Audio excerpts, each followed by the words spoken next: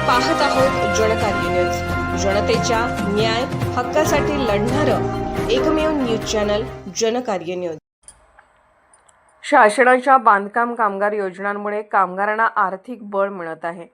मात्र या योजनेचा लाभ घेण्यासाठी बांधकाम कामगारांनी पुढे यावे असे आवाहन महाराष्ट्र बांधकाम कामगार संस्थापक अध्यक्ष राजेंद्र निकम यांनी केले।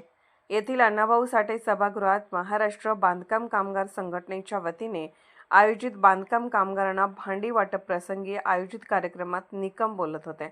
अध्यक्षस्थानी पंत माळी होते।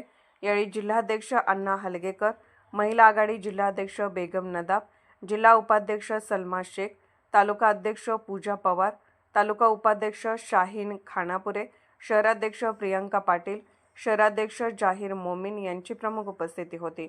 यावेळी सलीम खानापुरे, हसन शेख, रामचंद्र कोळी, भंगारी बागडी, साहिल सय्यद, विशाल लालबेग, खाजा तांबटकर आदी लाभार्थ्यांना भांडी साहित्याचे वाटप करण्यात आले।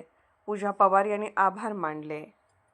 महाराष्ट्र बांधकाम कामगार सेना संघटनाक संस्थापक राजेंद्र निकम साहेब त्यांच्या नेतृत्वाखाली आज आम्ही कुरुंदवाड गावाध्यक्ष जहीर मोमीन मॅडम, शिवानी चव्हाण यांच्या नेतृत्वाखाली हा कार्यक्रम भांडी वाटप करण्यात आला। त्या भांडी वाटप कार्यक्रम करताना भरपूर उपस्थिती महिला होत्या। भांडी वाटप केल्यानंतर त्यांनी 4 शब्द आपल्या भागातील काय काय योजना राबवल्यात तेही त्यांना सांगितलं। शिवानी मॅडमांचं आणि जहीर मोमीनांचं आम्ही